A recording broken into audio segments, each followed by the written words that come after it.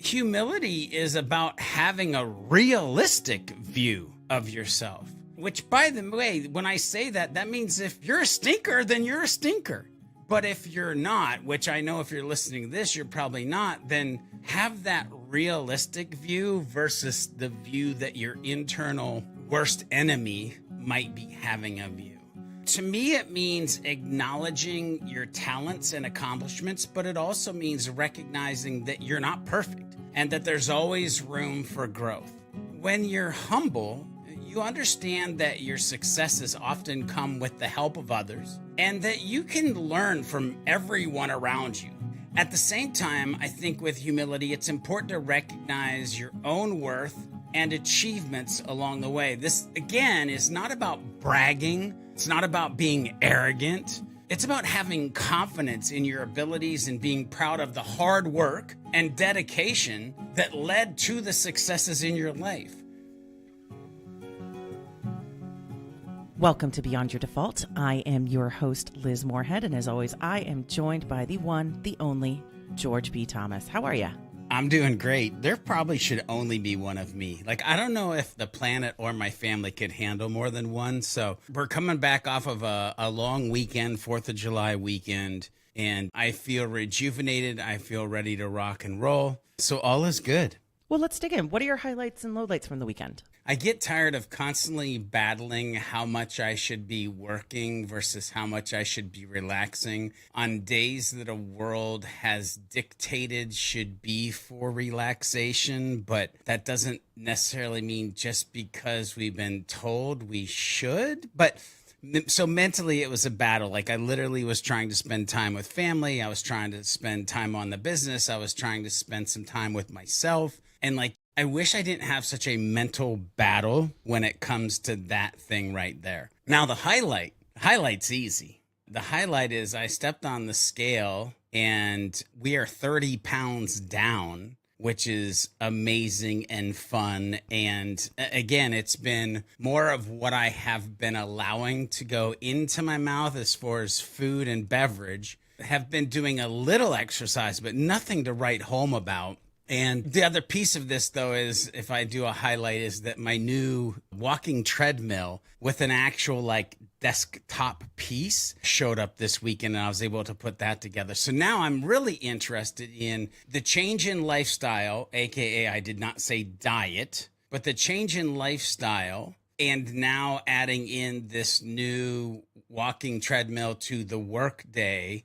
I'm really curious what's going to happen moving forward. So, Liz, what about you, highlights and lowlights? Well, first, I have to say congratulations. That is freaking incredible. And I love that you pointed out that it was lifestyle versus diet because I've started seeing massive results the moment I stopped being numbers obsessed. The moment I stopped trying to say I'm going to get from point A to point B, and it's just, nope, my life is changing now and my body will adapt to the changes that I am making around it. So that is freaking amazing. Go you. Thank you. Lowlight, it was an interesting weekend. I didn't have my usual struggle of should I be working, should I not be working? I felt like I had a really good balance. There are just some external factors right now where it's weighing on my mind. And it's those things of, how do I walk that line between careful planning and doomsday anxiety in my head? Oh, I hear ya. Yeah. And so that this week is, it's okay, so I need a plan A, I need a plan B, I need a plan C. But if we start dipping into plan B and plan C, and then it's okay, hold on, wait. So it's really just kind of learning how to regulate myself and find that line between, okay, we're here. Let's make a plan. Step one isn't panic. Yeah.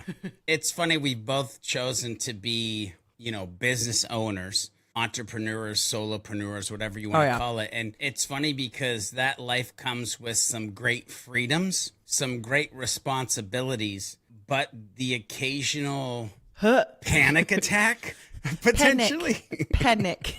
Oh, yeah, I know. Yeah. I was talking with a friend of mine this weekend who she also runs her own business, and we were having the same conversation.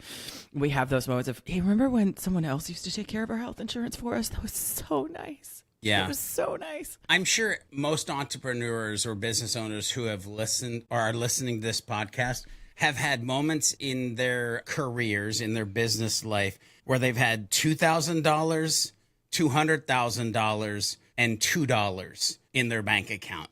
which you feel completely different ways based on what that number shows. And it can change overnight. That's what's insane about it. It's crazy. Keeps us humble, by the way. We're going to get to that.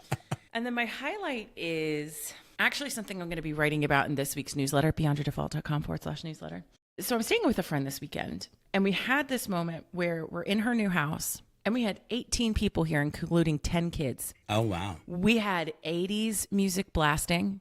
We were singing Nothing's Gonna Stop Us Now by Starship, the best Pitbull could offer. I was making stuffed shells for almost 20 people. And she and I have been kind of going through a similar trajectory. We have some unfortunate overlap in some of the experiences we've had in terms of, we've both been going through a divorce. There are similar themes that were present in that divorce. There's been a lot of times where she and I were reflecting that, this time last year, we were both in our cars in parking lots trying to keep our head together. And each taking turns telling each other, we can do this. We can get through this. It's going to be okay, even though it doesn't feel like it.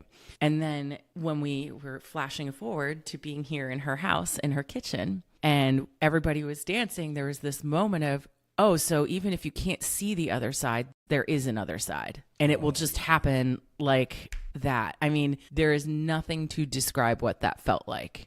Do I still have some other hinky stuff that I was talking about in my low light? Yeah, but it was that moment of just because you can't visualize the other side doesn't mean it's not there. Oh, that's good. It's always there. You just have to arrive at it. Oh, yeah, absolutely. But we're not here to talk about that. We're here to talk about humility, George. And I'm very excited to have this conversation with you today for two reasons. One, this is a continued conversation from our superhuman framework. Humility is one of the tent poles that you mentioned is part of this way of achieving that beyond your default life, right? But I'm excited because unlike the self-care episode, where after you read the outline, you said, so are we sure this is what we want to be talking about? For the first time in the history of forever, and this is not saying you don't love my outlines, I got this is going to be a good one. I do love your outlines, by the way. But this one in particular, I was like, oh, okay. I went there with some of my questions, and that's fine. Why I am very interested in having this conversation is you have always, in addition to this being part of this superhuman framework, you've always called yourself the happy, helpful, humble human. Yeah. And humility has always been part of this brand that you've put forward. And going through, I would say, the past few weeks, through our conversations and just life experience, I started to realize that for over a year or so that we've been working together, I think I was looking at humility the wrong way. Because my goal in terms of being your quote unquote content therapist was that I had spent a lot of time trying to get you to come out of your shell, to own your power, to step into the light instead of sidelining yourself as a number two. So I was always worried, is that humility piece, is that humbleness piece something that hamstrings you?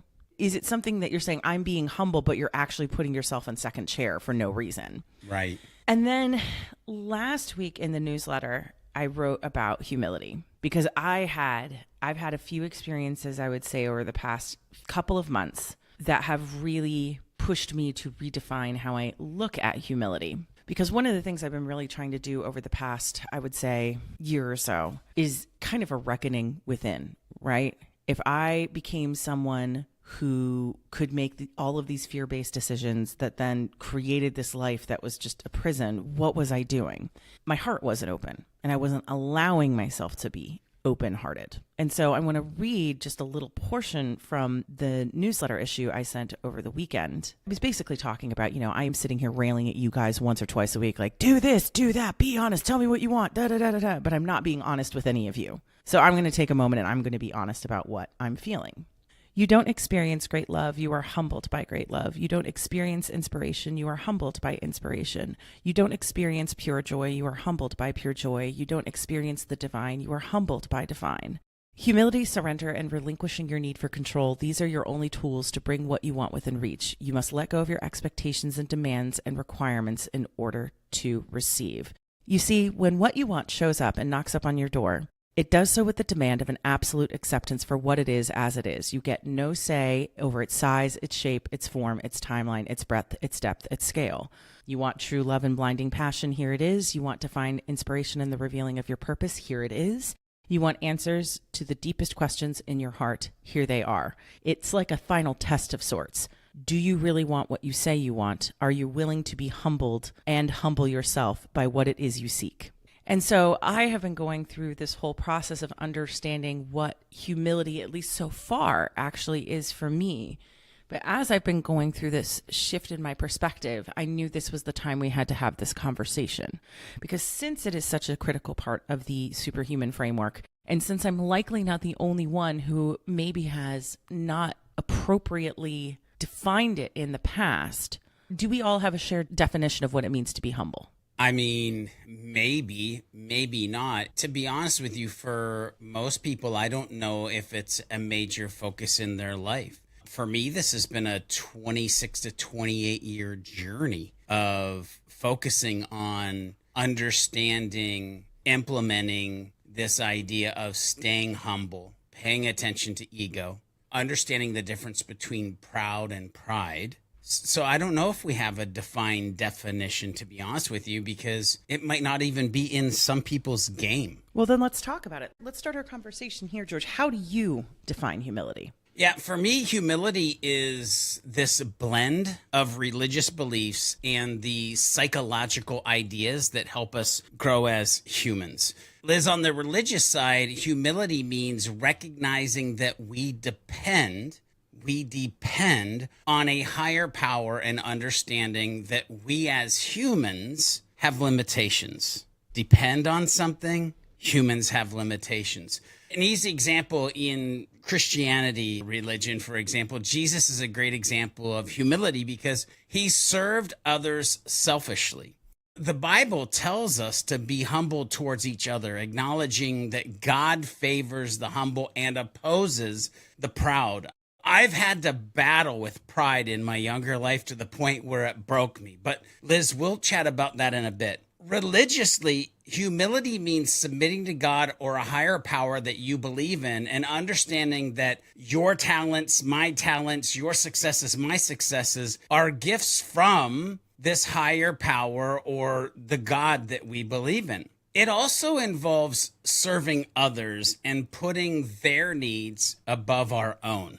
So right away, I want people to realize this is kind of like multifaceted and it's not super simple. Because by the way, right now I'm just talking about serving and I'm talking about the religious side of this, but there's far more that we have to dive into. This is why servanthood, by the way, for me is so important in my life and how I show up for those around me because it's rooted out of humility. Being humble means knowing our flaws and always striving to improve ourselves, both spiritually and personally. Now, on the other side of this, psychologically, humility is about having a clear understanding of our strengths and weaknesses without being arrogant about it or self-deprecating on the other side. If you're in tune from the spiritual side of humility, by the way, this part, the psychological part, is super easy, or at least easier. To me, true humility involves having balanced self-esteem,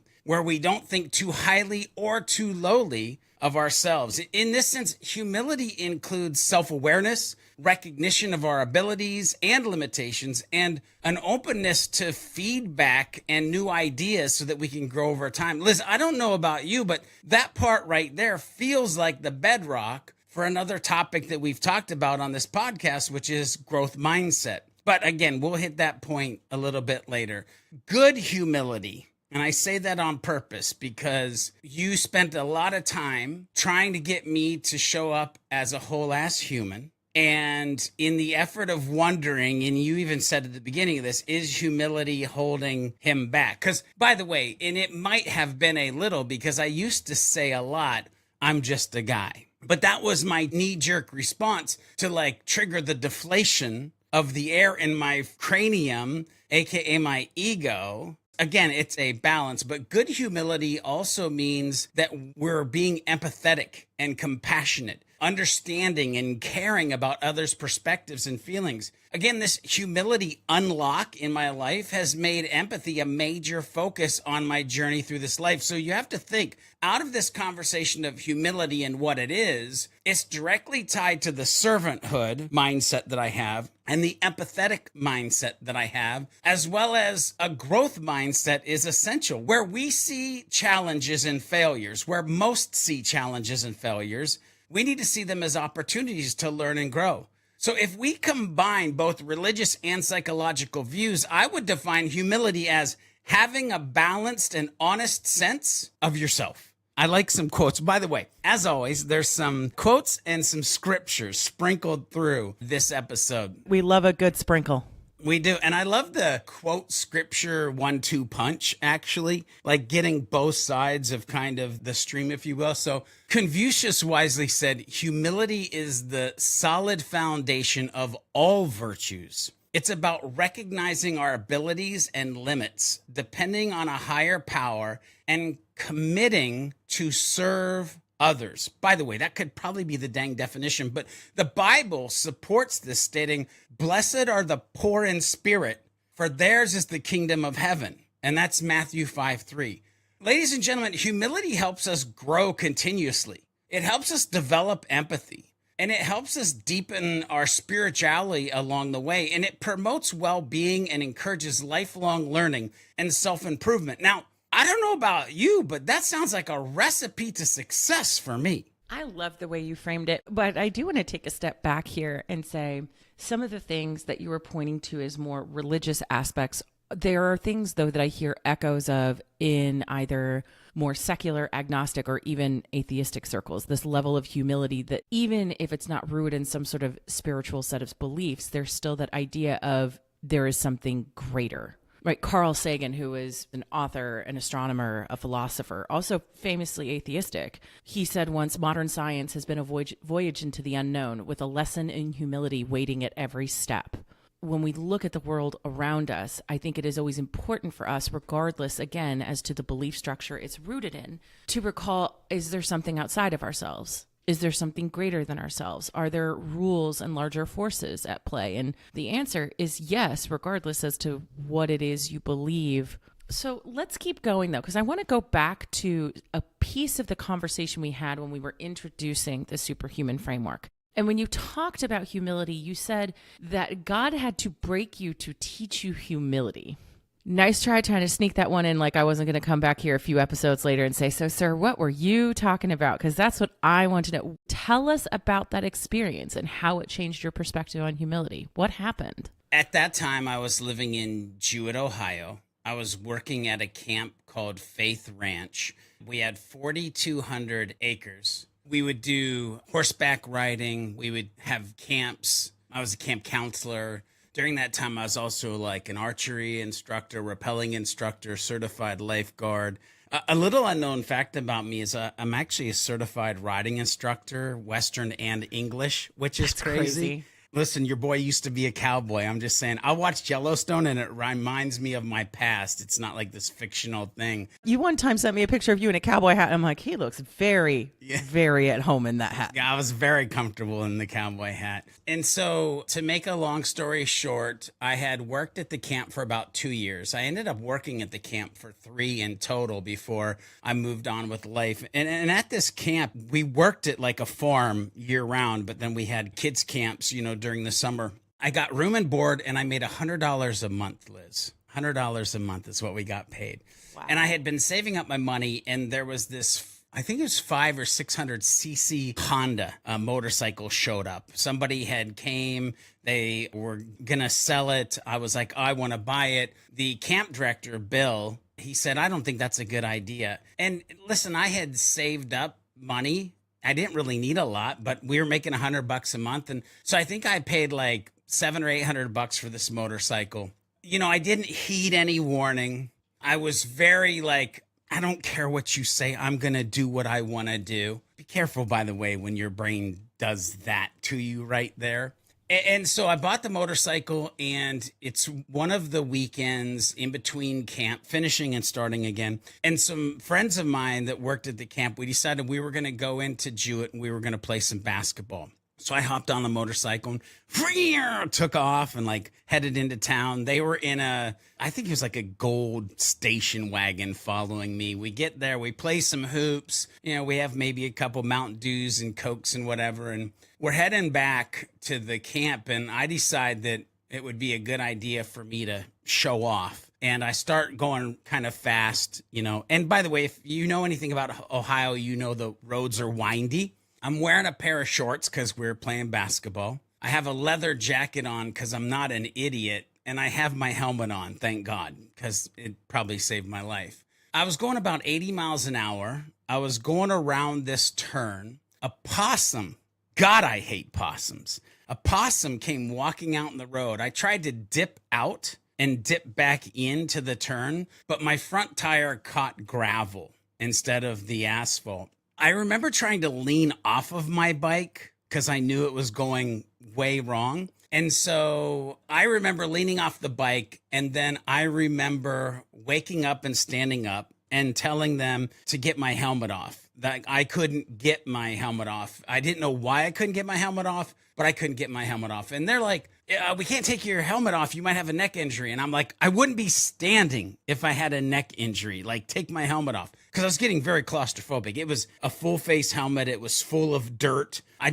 needed to see. I needed some air. So they took my helmet off. And at that point, the first responder showed up, pickup truck, because we were out in the country. He sits me on the back of the truck. I see the ambulance kind of coming towards us. I must have blacked out. Because the next thing I remember coming to, I'm in the ambulance and I look up and there's this lady. She's a larger lady. She's definitely an older lady compared to me at that point, because I'm probably like 26, 27, maybe even 25 at that point in my life. But I ask her to marry me, and she kind of giggles, and then I pass out again. I come to in the hospital just in time for the doctor to re-break my wrist that I didn't realize was broken, but they had to re-break it and set it.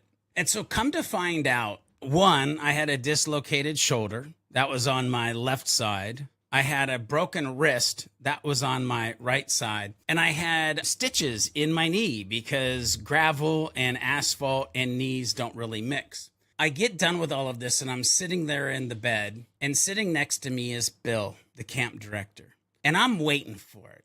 I'm waiting for the I told you so.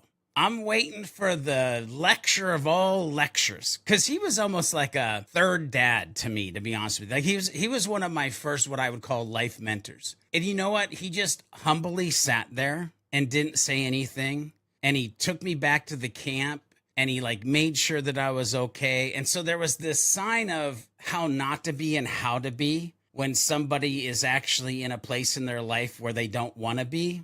Come to find out, too, the next day, I get to see the motorcycle, and it's trashed.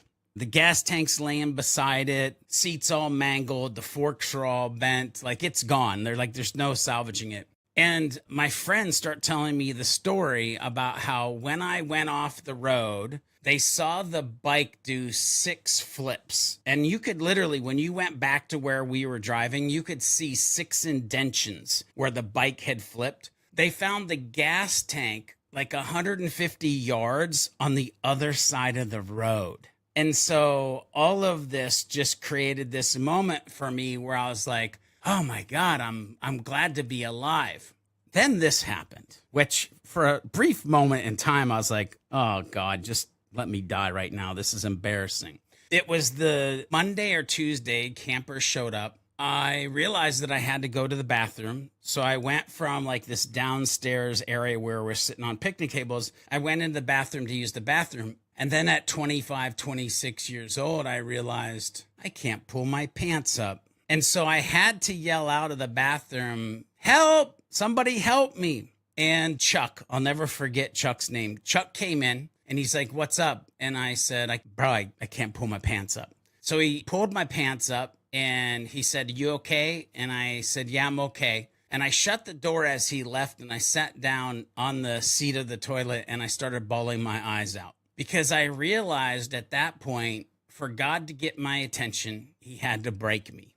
It was because that I wasn't paying attention to good advice. It was because I was letting ego get in the way. It was because I wasn't focused on being a humble human that I had arrived at this place. And so because of that, when I start to think about, this story in my life and what happened because of it, humility for me, like I kind of teased at the beginning of this, went from a non-existent to a major focus in my life. And because of this major focus on humility, I became less focused on myself and became more focused on others. And I think this is where my fascination and just deep dive into like body language and micro expressions and like feeling people's emotions in the room when I walk into it as like a professional speaker. And I definitely started to go down at that point this journey of understanding proud versus pride and the difference that they play in our mind and how we treat them. And I tried to start this is going to sound weird to maybe a lot of folks, but it was at that point. And by the way, like anything in life, you can backslide and then go back into it and backslide and go back into it. But it was at that point really that I tried to start to walk the world with a lighter touch versus this, what up until that point had very much been like a bull in the china closet. Like, I'm going to show up. I'm going to be me. I'm going to wreck whatever's, and I was like, maybe that's not just the way to show up. That's the moment in time. And again, it's been, 27, 28 years now, focused on staying humble, deflating the ego, focusing on others, being wise and listening. Whew, that's kind of what that's about. There's so many elements of that story that I want our listeners to take with them, because on its surface, that is not a story I can relate to. I will tell you one thing. I will never get on a motorcycle. Do you want to know why? I don't even know how to ride a bike, George. I have made peace with that God a long time ago. I grew up in an apartment building across from the Pentagon. Biking was not in that was never going to be in my repertoire, right? So I think sometimes we can hear these stories from other people that maybe seem either out of our reach or at an extreme end of a spectrum, where we can hear the story, hear the lesson, understand the lesson, but we don't necessarily personalize it. So when our listeners who are, listening right now, what I want you to take from that story is that we all have those moments where the world, God, the universe says stop. Yep. Where you go one day having a certain capability to the next day either temporarily or permanently not having it. To the moment where you are feeling independent, to the next day where you need to ask for help. Yeah. I was having this conversation with a friend of mine yesterday in the car. We were driving over to a friend's house, and I told her about how there is someone in my life whom I'm very close with, who I know sees me in this. I don't know if it's an idealized light, or they always see the best in me. And I said, it's really hard for me because every time this person says something nice about me, or they talk about me or my accomplishments, whether that's to me or somebody else, I can't help this feeling of fraudulence. Because the way I said, I'm like, I know I look like I have it together, but I'm basically 10 gerbils like tied together in a trench coat. We were talking earlier, let's not talk about the bank account right now, guys. We are just getting through the days right now. You know what I mean? We are just making this work. And so it's so funny that it was that contrast of I am feeling humbled right now, contrasted with someone who sees me in this very idealized way. And it's almost painful. And I think these moments of humility, we have to remember we are not being punished.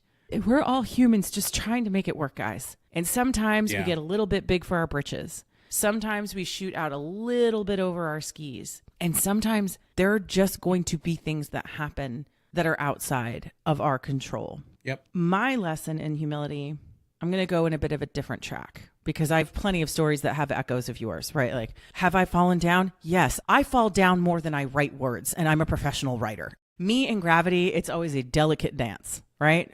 I'll go back to something I mentioned in the newsletter, because if you're going to get raw and real and honest, I am going to do the same. And this is something I've been continuing to challenge myself week to week. And this was not something I was planning on talking about. So I wrote last week about you don't experience a great love, you are humbled by it. I have probably gone through one of the most excruciating lessons in love that I have ever experienced in my whole life over the past year. Like, to the point where I didn't even admit it out loud until I told a friend this past weekend. And, she was incredibly gracious. She was holding space for me as I was working through some very complex feelings. And the reason why I call this a lesson in humility is that, look, I'll be honest, your girl Liz, ladies and gentlemen, I'm an only child of only children. I like me. I like winning. I like to joke. I don't need to be the best. I just need to be better than everybody else. My first word was no. And that's not some cute, quippy joke. I thought my mom told me that once. And I'm like, are you just mad that I took apart my crib? But my dad was like, no, you were Elizabeth right from day one. So I've always considered myself ethical and honest. But I mention those things because I've always been strategic, the right side of clever, not afraid to put myself in a position to win. This love lesson that I've experienced, which is an unrequited sort, taught me that when you really love someone, you are not in the picture, because you want them to experience happiness and love on their terms, however they define it, whatever they define it as, and with whomever they define it as. And it's been this interesting experience of, because this true great love exists, is the exact reason why I will never, ever dip into that only child mentality. It was to truly be humbled by it. And it was a beautiful thing. And it's painful. It's painful. 0 out of 5 stars. But it has been probably the most humbling lesson I have experienced out of a lot of humbling lessons I've had this year. And I share that because, again, I've been really going through my own journey as we've been recording these. And that whoa tells me that I went a little deeper than I usually go. But I love it. I'm very glad I learned it, because humility comes in all stripes. It's not just the times you get knocked down. Sometimes it's a thing that shows up on your doorstep and you asked for it, and now you have to bring it in and accept what it's here to teach you. And that's what it's meant to do. Yeah. So what daily practices or habits help you stay grounded and humbled? Because obviously you and I both have had these big experiences, right? But it's like going to a conference. Like, we talk about this a lot. When you go to the Inbound Marketing Conference, Inbound by HubSpot, you go there, you're excited, you got notes, you saw all these keynotes, you're ready to change the world. And like within 2 weeks, when you're back at your office, you're already doing the same old shit you were doing before, right? Like you're already like, I'm just going to do the way it was before because nobody will listen and nobody was there and da-da-da-da-da, right? So how do you take those big catalyst moments in your life in humility and translate them into those daily practices and habits that keep that lesson going, that keep it integrated into your life? I'd love to say that they are daily practices or daily habits. Many times I may do them daily. I may skip them for a week or two, and then they become daily habits. But there is a set of things that I'll list under daily practices and habits that have helped me stay grounded and humble along the way. Maybe it's just routines that I think anyone can adopt, and maybe the pace at which the routine you choose or set of these pieces that you turn into a routine.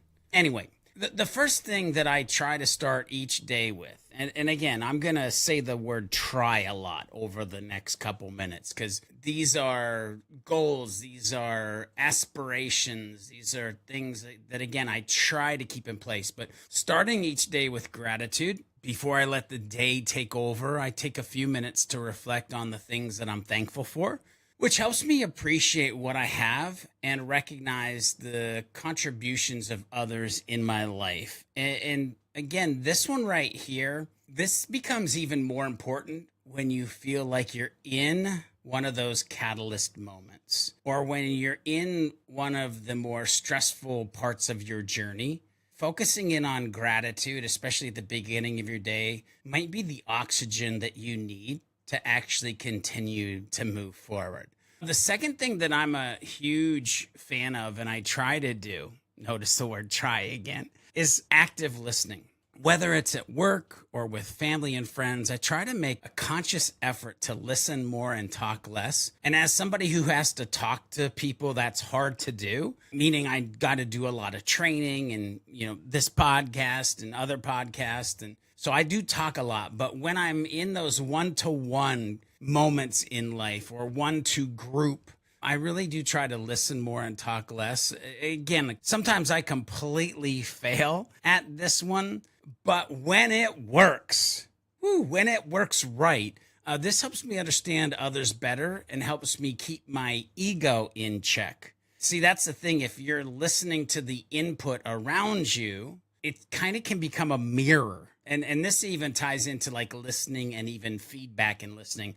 The other thing, too, that I have embraced, I would say we both have embraced, Liz, is this mindset of continuous learning. For me, it's been in my later years. And so those listening, if you have not yet, you can.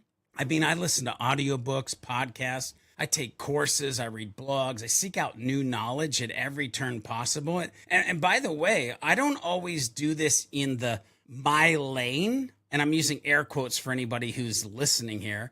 I don't always do it in my lane per se. I allow myself, maybe get your notepad ready, listeners, by the way, because I feel like this one might be unlocking for some folks.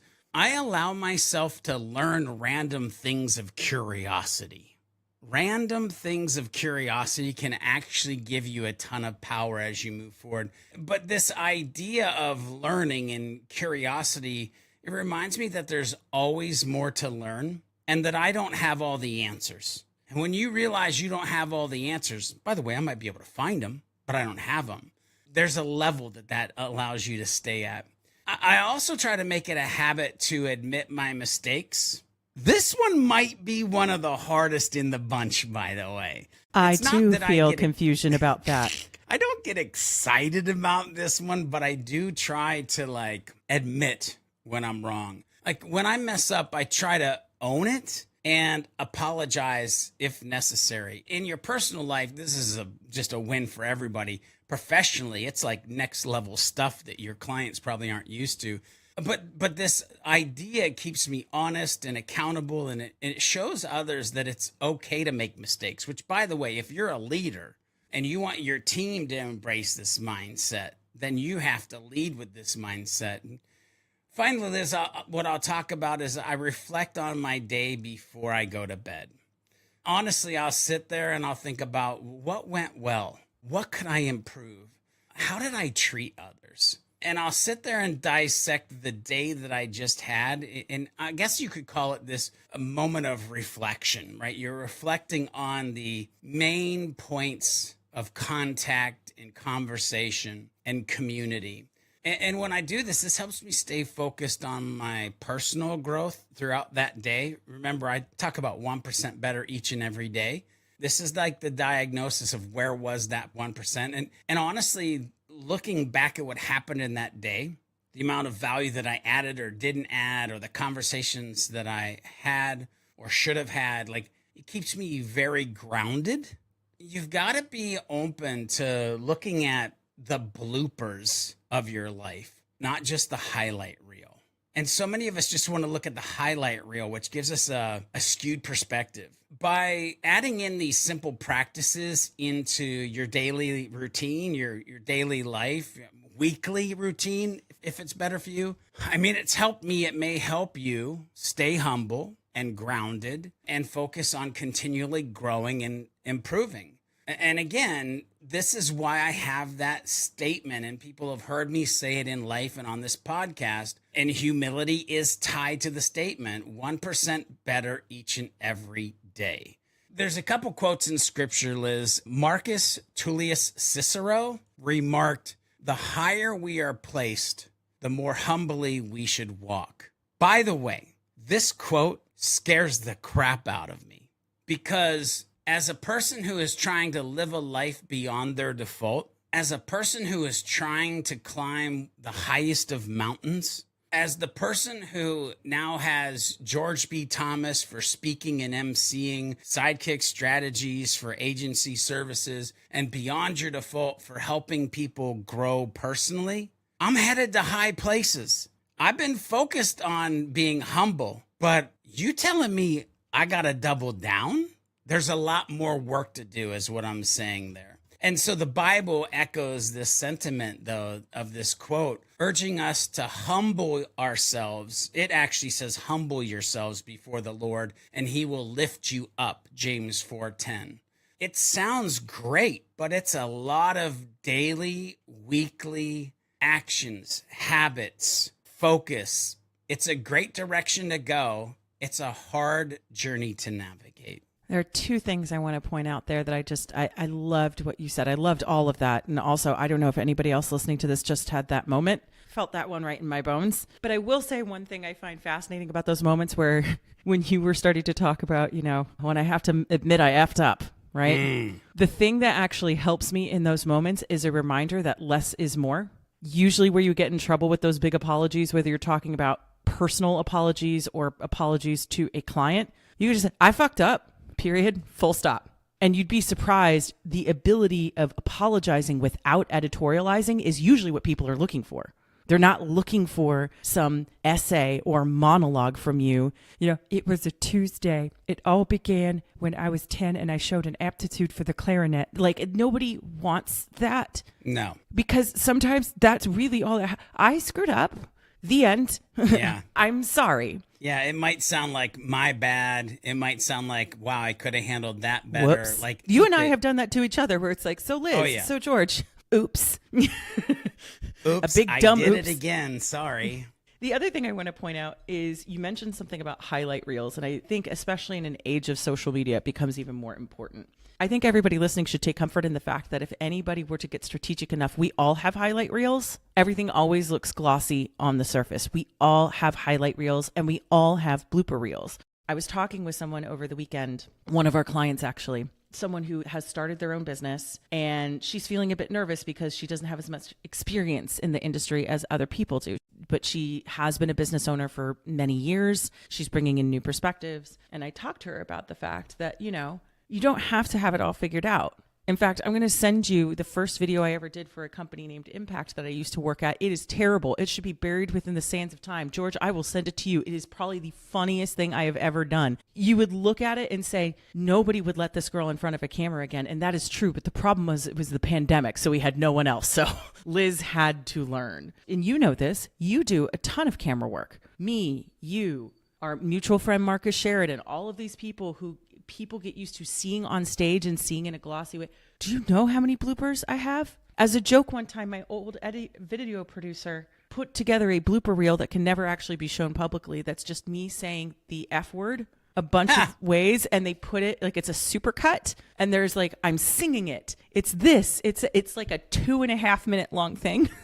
And that was when I was at my prime. That was when I was doing great prompter work. I was being much more creative. This is part of the human experience. This is part of what we do. You do not show up ready to wrestle with no issues. Like this is part of the thing. So I want to dig into a nuance here when it comes to humility, because this is where I think I used to get tripped up with it, right? Because anytime you said the word humble, I was like, I wanted to zap you. And you had a point. You kept trying to tell me that's not what it, I'm like, why does she have the cattle prod right now? I just am talking about humility. Liz, I thought we were friends. Why is this violent? But you kept trying to say that's not quite what it means, but we'll get to that later. It's now later. We have arrived at that station. Yeah. What is the balance between being humble and recognizing your own worth and achievements, right? That fine line that I was talking about, like where you're weaponizing humility against yourself to keep you in a box. First of all, I don't think it should be humanized. And the way that I'm going to unpack this,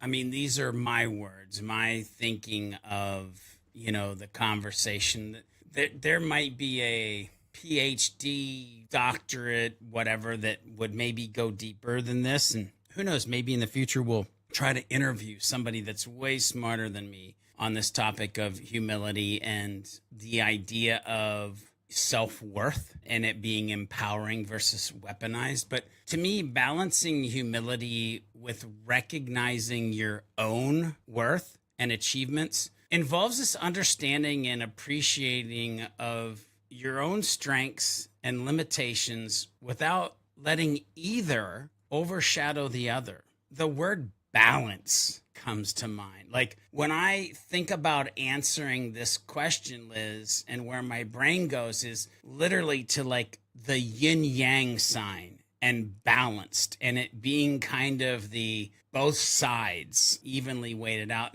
And so humility is about having a realistic view of yourself, which, by the way, when I say that, that means if you're a stinker, then you're a stinker. But if you're not, which I know if you're listening to this, you're probably not, then have that realistic view versus the view that your internal worst enemy might be having of you. To me, it means acknowledging your talents and accomplishments, but it also means recognizing that you're not perfect and that there's always room for growth. When you're humble, you understand that your successes often come with the help of others and that you can learn from everyone around you. Liz, you've heard me jokingly say when we're working with clients, like, can I talk to the janitor? Now, do I really want to talk to the janitor? No. But my point there is I'll talk to anybody in the organization because everybody has a viewpoint, and the more of those that I can get, the better. At the same time, I think with humility, it's important to recognize your own worth and achievements along the way. This, again, is not about bragging. It's not about being arrogant. It's about having confidence in your abilities and being proud of the hard work and dedication that led to the successes in your life. It took me a long time, by the way, to realize I could be proud of myself without being prideful. Now, listeners, I want you to unpack that for a second. You can be proud of yourself without being prideful. Recognizing your worth actually can build self-esteem. That's why I think humility can be a superpower, because it'll motivate you to continue striving for the goals that you're going to set as you move forward in life. The key, and going back to the word balance, the key to balancing these two aspects, at least for me, is to keep yourself grounded, right? So when I say grounded, like, what do I mean and how can we do that? Like, have you ever met somebody who they just absorb all of the, yep, look what I did. Look what I did this. When you're more grounded, when you're focused on humility, you're more apt to give credit where credit is due. When you achieve something, acknowledge the contributions of the thing that you put in, by the way, and the contributions of others who helped you get there along the way. That's why in Hub Heroes podcast and this podcast, we both have given credit to things that humans have said that got us to a next level, right? Like, I'm sure we've told the story of sitting in Cheesecake Factory with Marcus Sheridan and the fact that if I didn't embrace vulnerability, by the way, you can go back to that episode because I literally know that we have a vulnerability episode. Which you loved doing just as much as self-care, as I recall. Yeah, it was. Big fan. Big one. fan. I was a big fan of it. You have to shine the light on others along the way. This keeps us humble, shows appreciation for teamwork, and more importantly, like, fosters a community, a family, a group of friends, whatever you call it, that is focused on support of others. So celebrate your achievements. That's another thing. Like, it's okay to be proud of your success or successes. Frickin' take time to celebrate them. I was terrible at this, by the way, because I was always worried that they would define me. Celebrate them, but don't let them define you. Understand that they're part of a larger journey of learning and continuous improvement that you're going to be going through. Now, Liz, I mentioned this earlier, but practice gratitude. Again, this is one of the linchpins or key pieces. I feel like it's like the spiderweb piece of what connects so much of this, but regularly reflect on what you're thankful for, because this will help you appreciate your accomplishments without being boastful. Look that word up, write it in your notepad, and then write the immediate 3 things that come to mind about you, your life, after reading that. The other one is, and by the way, from somebody who's gone on a couple mission trips and we've done a couple food kitchens, if you're not finding ways to help others, which, by the way, I just picked out some big ones, but you can find some small ways to help others in your life, but use your skills and knowledge to assist others. This is why sometimes I'll just be like, hey, let me do that for you real quick when it comes to like the marketing or sales or like HubSpot space, because there is a fine line of I need to get paid to do that thing versus I'm just going to use my skills to get somebody out of the ditch real quick and then they can move forward and they really don't need a whole lot of what I provide after that. But this idea of helping others not only benefits those around you, but also reinforces the idea that your abilities are meant to be shared and that your abilities can contribute to the greater good of just the world in general. And so, Liz, as C.S. Lewis famously said, humility is not thinking less of yourself. It's thinking of yourself less. And the Bible also teaches us, do nothing out of selfish ambition or vain conceit. Rather, in humility, value others above yourselves. And that's Philippians 2:3. And so I think by maintaining this balance that we're talking about in this section, you can stay confident in your abilities while remaining humble in an understanding of that you're continually growing, and that the best part of this might be the fact that you've unlocked that you can learn almost anything from those around you in your life. What I love about what you said here, George, is that like everything that we've talked about in multiple episodes, is that this is something you have to kind of recalibrate mentally with yourself over time. Upgrade your software.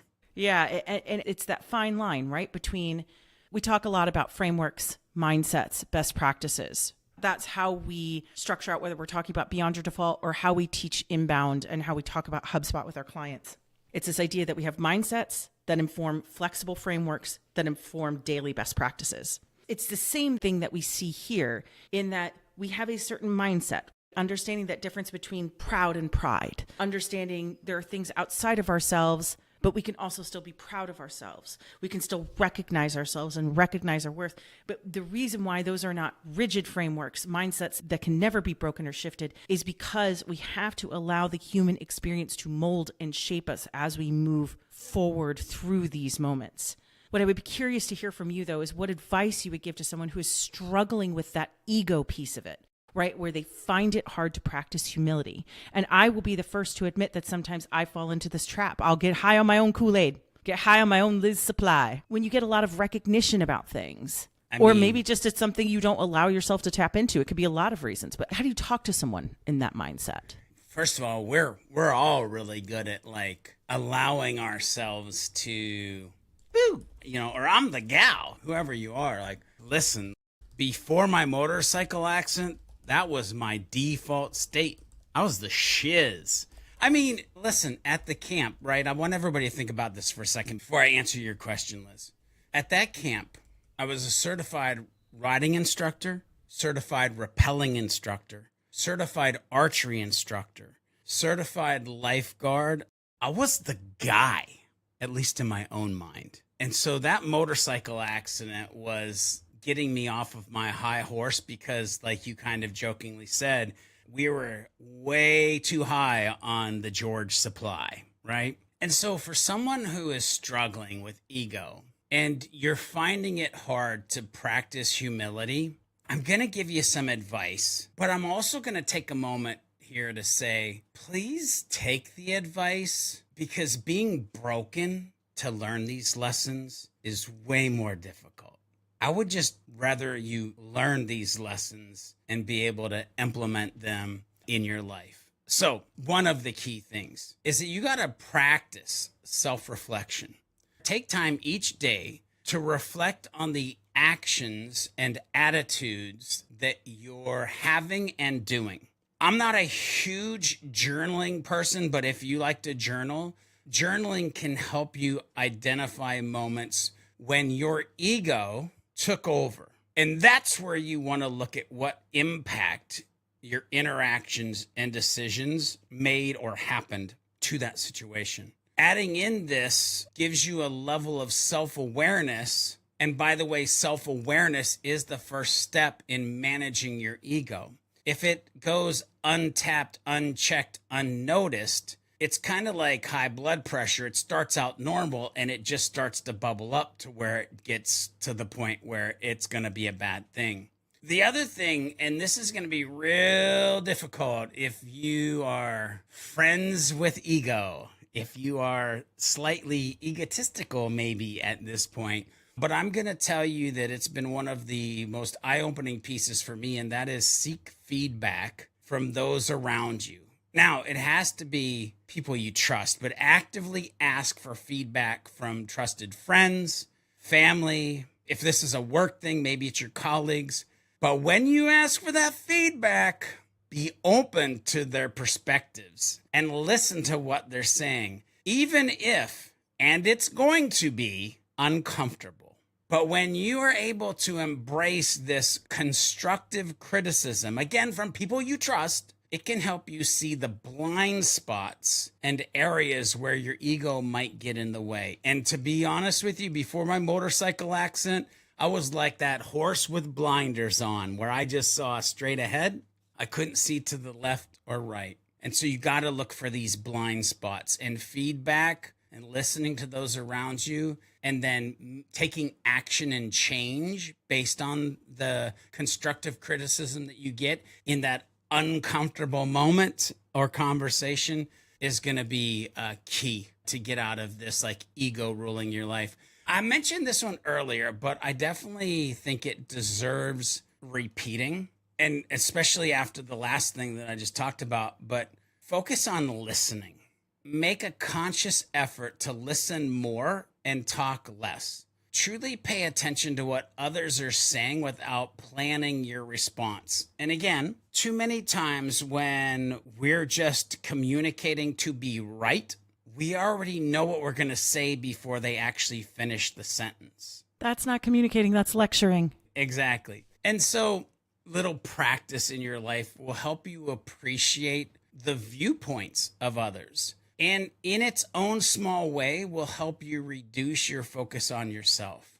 By the way, when you start to reduce your focus on yourself, you can acknowledge others. And when I say acknowledge others, regularly express gratitude, attaboys, attagirls, appreciation for their contributions in your life. Like the amount of it just happens and nobody says anything is almost terrifying to me. We should be telling people like, man, that was awesome, or you did a great job, or I appreciate you because of more in our lives. I say it's not a big shift, but it actually probably is a big shift, and it may feel huge to folks. But to me, I would say it's actually a little shift, because now with you not focusing on yourself, you're focusing on others. You can actually find it easier. But this shifts the spotlight from you to those around you. And again, it fosters a more collaborative environment, whether it be friends, family, or at work. And Liz, we've talked about this, but I think if you're not humble, if you're dealing with ego in the driver's seat right now, and I don't mean this to be disrespectful, but you may have a closed mindset.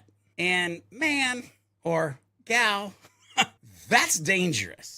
And so unlocking or embracing this idea of lifelong learning, and what I love to do is, and I've said this before, where it's like the master is always the student.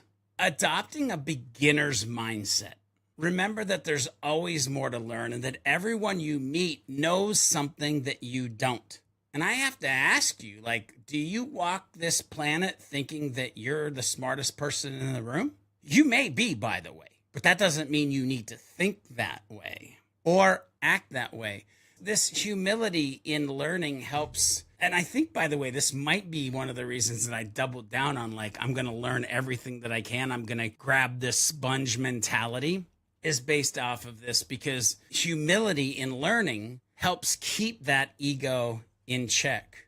Now, the last thing I'm going to mention here is that, and again, they're kind of layers. If you go back to this, rewind, kind of start to jot it in your notepad, you'll realize that one begat the other, begat the other, begat the other. Because once you get to this point, you can start to focus on serving others. When you engage in activities that help others without expecting anything in return, volunteering, random acts of kindness, these can ground you and remind you of the value of service and community.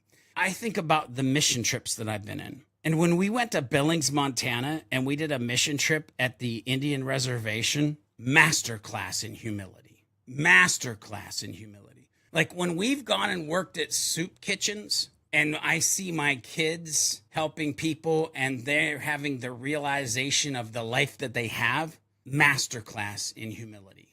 And you know what? Actually, there's one, I said that was the last thing, but there's one more thing that came to mind. I don't know if I was going to share it, but I think I should share it. And the reason I say I don't know if I was going to share it is because when I start to unpack this one, Liz, it's a real freaking doozy for me personally. Because some people run from this, by the way.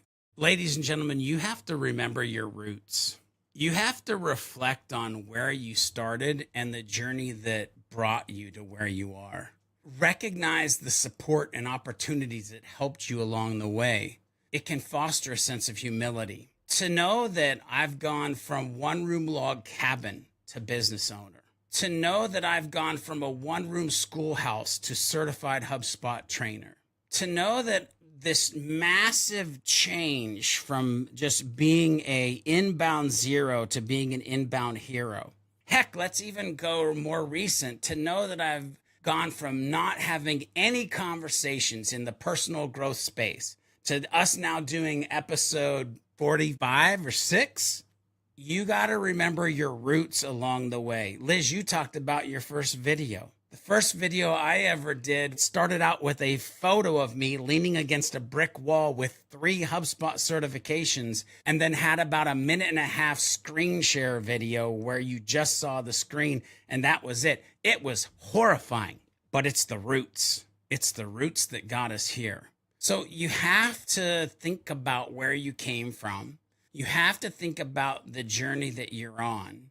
The way that you're going to be able to expedite that journey, especially with like leaving ego and heading into humility, is making sure that you're setting personal goals focused on growth, learning, helping others, rather than, and this is the young George, the accolades and recognition of the thing that I'm about to do. This shifts your motivation from self-centered to service-oriented. And remember, pride makes us artificial and humility makes us real. I'm going to say that again for the folks in the back row. Pride makes us artificial and humility makes us real. That's Thomas Merton, by the way. The Bible adds this: when pride comes, then comes disgrace, but with humility comes wisdom. I'll take wisdom all day, every day. And that's Proverbs 11:2. I think by incorporating these practices into your daily life, your weekly life, your monthly life, you can begin to manage ego. And by the way, that's all I ever really try to do is, can I just manage it? I'm not trying to kill it, but can I manage it? And when you're managing it, then you can cultivate a more humble, balanced perspective of the life that you're living. So as we close in on the end of this conversation, I know we've touched upon this, but I think I just want to hear from you as we pull this all together. Why is humility essential for personal growth? Why is it essential for building these strong, specifically respectful relationships that we have? I believe humility is essential for true personal growth and building strong, respectful relationships for several reasons. First, humility fosters a mindset of continuous learning. When you're humble, you acknowledge that you don't know everything and that there's always room for improvement. Liz, this is huge. Like, that piece alone is huge. This openness to new ideas and willingness to learn, like I talked about, random acts of curiosity, this willingness to learn from others, it's crucial for our personal development. Being more receptive to feedback, like we talked about earlier, and new perspectives allows you to grow, adapt, and improve over time. It gives you this open mindset instead of closed mindset. With an open mindset, you can head into a growth mindset. Humility helps you build stronger, more respectful relationships. I think that if you asked any human, they want stronger and more respectful relationships. Approaching others with humility instead of ego increases your ability to listen actively and value their contributions. This creates a foundation of mutual respect and trust as people feel heard and appreciated. I mean, This is going to be a hard question, but when's the last time you felt heard, appreciated, or maybe you might use the word I felt seen? Our culture right now is not necessarily baked that into the bedrock of what it is. Forming genuine connections is easier when you're not trying to dominate the conversations or prove your superiority. Additionally, humility encourages empathy and compassion. And by recognizing your own flaws and limitations, you become more understanding and forgiving of others' imperfections. This is a huge unlock. This empathy strengthens relationships, fosters an environment where people feel safe to be themselves without fear of harsh judgment. Put that into your work environment. Holy crap. Humility also reduces conflicts and promotes collaboration. When you're not driven by ego, you're more willing to compromise and work together towards the common goals that you're trying to achieve. This spirit of collaboration, it's vital for maintaining harmony in personal and professional relationships. It prioritizes collective success over individual pride.